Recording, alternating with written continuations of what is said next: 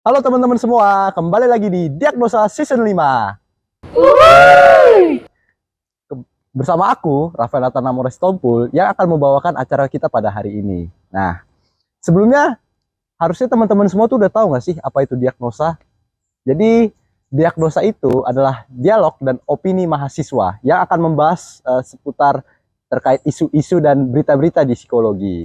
Nah, jadi sekarang kita udah masuk ke episode pertama nih dari season 5. Dan aku ditemani sama narasumber yang keren ya. Jadi ada Kak Jovana. Kak Jovana Howe di sini akan menjadi narasumber yang sesuai dengan tema kita hari ini.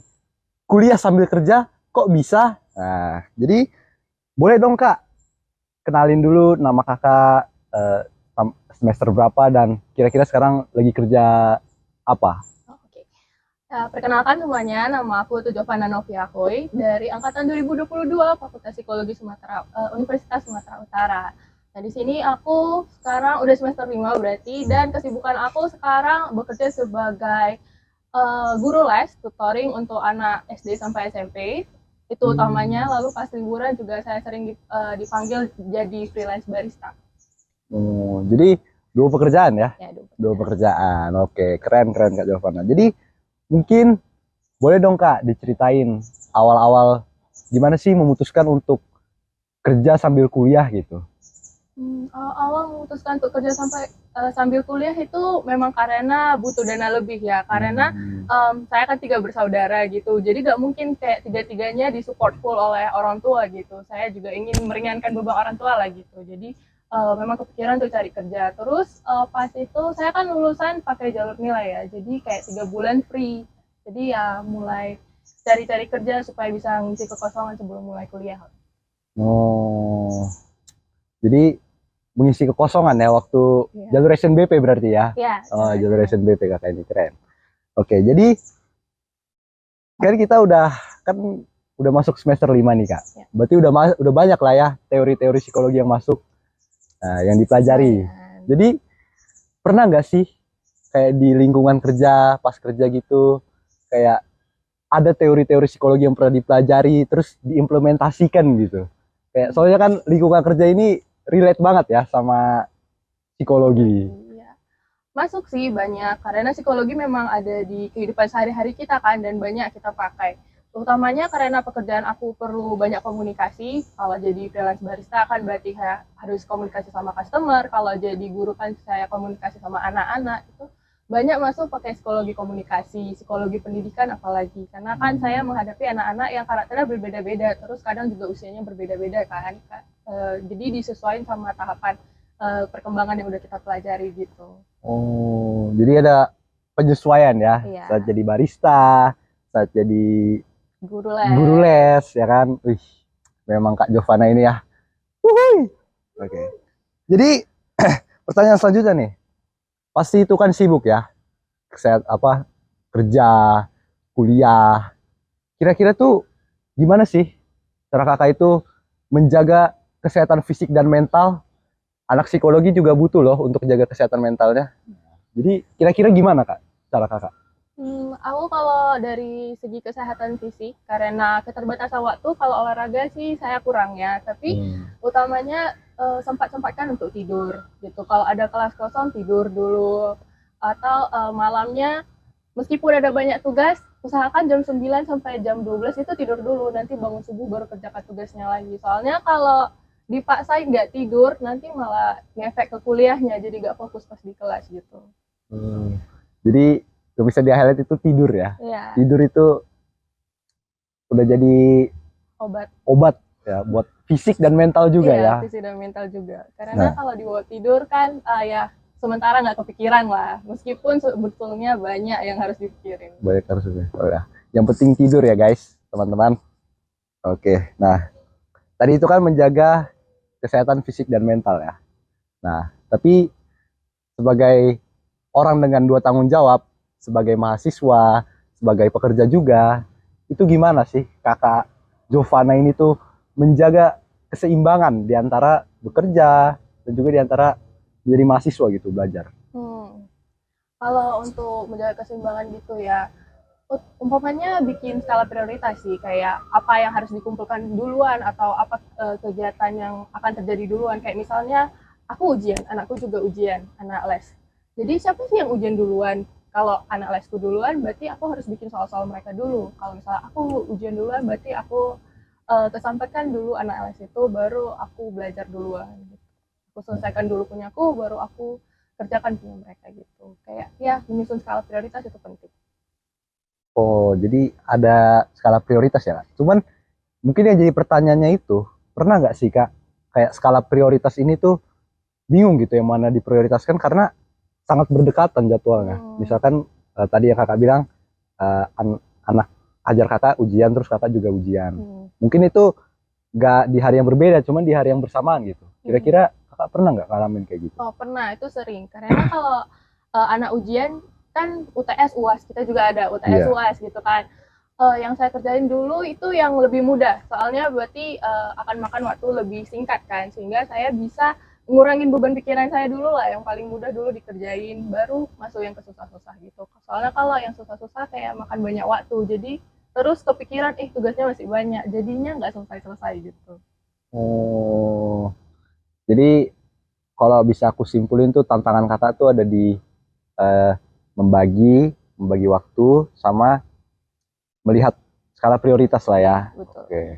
Nah, itu kan dua tantangan yang aku highlight. Mungkin ada nggak sih Kak tantangan-tantangan lain gitu yang di luar dari kedua itu yang mungkin Kakak sering hadapi atau pernah hadapi? Hmm, yang sering dihadapi mungkin jadwal ya. Selain waktu untuk aku ngerjain tugas-tugas dan tanggung jawabku, tapi jadwal untuk ngajar les dan jadwal kuliah ini sering tabrakan. Apalagi kalau misalnya ada dosen-dosen yang tiba-tiba ganti jadwal, tidak masuk kelas, ataupun tiba-tiba ingin kelas ganti gitu. Itu sering susahku sesuaikan sih, karena kadang ada yang tiba-tiba juga mepet ujian anakku, jadi aku harus datang ke sana gitu kan untuk nutorin mereka. Jadi itu sering jadi apa ya, ditegur lah sama atasan itu gara-gara hal tersebut. Oh, nah gimana sih Kakak cara menghadapi teguran itu atau ketemu masalah itu dan mungkin Kakak itu merasa capek banget. Ya, mungkin adalah momen-momen dalam Kakak jadi mahasiswa, jadi pekerja juga tuh rasanya tuh burn out gitu. Nggak rasanya kayak ya udah capek aja gitu. Dan apakah Kakak pernah kayak gitu dan kalau pernah gimana cara Kakak ngatasin? Kalau untuk urusan ditegur, kita juga nggak bisa apa-apa lagi karena itu memang dua tugas yang menjadi tanggung jawab kita kan. Jadi kayak ya udahlah ditegur, tapi kan yang penting jangan sampai mempengaruhi kemudian ketika membimbing anak-anaknya. Jadi tetap harus fokus supaya bimbingannya pun lancar. Jadi jadwal saya yang terganggu tadi nggak mempengaruhi nilai-nilai anaknya kan. Terus pas burnout, kalau yang paling ekstrim sih ya saya bisa nggak pegang HP supaya saya nggak lihat apa-apa, nggak kepikiran apa-apa, terus ya tidur aja gitu. Lupain semuanya dulu sebentar, satu harian, baru saya mulai lagi dari yang paling mudah. Jadi emosi ya. Jadi jangan biarkan emosi itu ngaruh juga kayak ke saat kita ngajar anak-anak atau mungkin saat jadi barista gitu. Jadi kita bisa tetap meregulasi emosi kita ya untuk tetap melanjutkan tanggung jawab kita ya, pekerjaan benar-benar. kita. Juga pas mungkin lagi ngerjain tugas atau di kelas kan, ya, nggak bisa kepikiran dulu. Keren banget Kak Giovanna. Oke, jadi setelah semua tantangan tadi, pengalaman kakak dan lika-liku dinamika di dalamnya, kira-kira apa sih yang menjadi life advice kakak gitu? Apa yang menjadi pelajaran hidup yang cukup signifikan lah dalam perkembangan diri kakak gitu? Yang pertama karena saya jadinya punya banyak tanggung jawab gitu ya. Penting untuk nggak menunda-nunda gitu. Meskipun ya kadang kamu capek, tapi kalau kamu masih punya energi ya kita kerjakan dulu, kita cicil dulu sebelum itu tiba-tiba terlalu banyak di akhir, jadi bikin kita overwhelmed dan jadi nggak ngerjain apa-apa sama sekali gitu. Terus hasilnya juga nggak terlalu bagus. Jadi mending dicicil dulu dari awal supaya kamu kayak bisa hasilnya lebih bagus, lebih bisa berpikir jernih gitu. Terus Kalau aku kan sendiri short escape-nya itu tidur ya. Tapi penting juga untuk punya teman-teman, tempat curhat gitu supaya kamu kayak bisa ngeluarin capek kamu, keluh kesah kamu, sedih kamu, moodnya kamu gitu. Kamu perlu punya lingkaran teman-teman yang bisa eh, kamu bagi-bagi cerita-cerita lah, saling menguatkan satu sama lain gitu. Iya. Jadi selain tidur, ternyata efek orang-orang di sekitar kita itu juga menjadi apa ya, faktor yang kuat ya Iya, dalam kesehatan fisik dan mental kita juga, biar kita tetap semangat. Dan memang terutama juga soal menunda-nunda ya, prokrastinasi itu pada mahasiswa ini, ini nih sangat sering ditemukan ini. Ya, jadi ini juga saran buat teman-teman supaya janganlah menunda-nunda. Cicil-cicil ya kan ya Kak? iya benar-benar. Betul. Nah, boleh Kak, mungkin Kakak ada saran gitu kepada mahasiswa nih yang mungkin sedang mempertimbangkan, aduh kerja yang ayah, aduh nggak usah kerja lah takut nggak fokus kuliah. Nah, mungkin Kakak bisa kasih saran buat mereka yang mempertimbangkan untuk memutuskan kuliah sambil bekerja. Saran aku sih ya ambil aja. Selagi kamu merasa kamu mampu gitu, kamu punya waktu lebih untuk bekerja gitu. Karena melalui bekerja ini kamu kayak bisa nerapin ilmu-ilmu yang kamu dapat di psikologi ini gitu loh. Kayak, ih tadi aku belajar ini, bisa diterapin ke sini. Terus membantu banget untuk perkembangan diri kamu. Jadi kamu nggak hanya menerima teori-teori gitu aja, terus nggak tahu mau nerapin di mana. Kamu bisa nerapin itu di lingkungan pekerjaan. Jadinya kayak lebih membantu kamu nggak sih ilmu pengetahuan yang kamu dapat gitu. Ya, jadi adalah korelasinya ya antara kuliah dan bekerja, dan itu juga berdampak juga ya, kita belajar teori psikologi dan kita menerapkannya mungkin nggak cuma di lingkungan pekerjaan ya Kak, Iya, di pertemanan atau mungkin di kehidupan keluarga dan di setting-setting lain mungkin ya. Kak Jovana kan udah di barista diterapkan ya, di setting pendidikan juga, edukasi kepada anak-anak ajarnya, dan ini salut Kak ya. Jadi begitulah teman-teman, terkait kuliah sambil kerja ya. Memang sulit untuk memutuskan antara kuliah dan pekerjaan, atau mungkin bisa mengambil dua-duanya.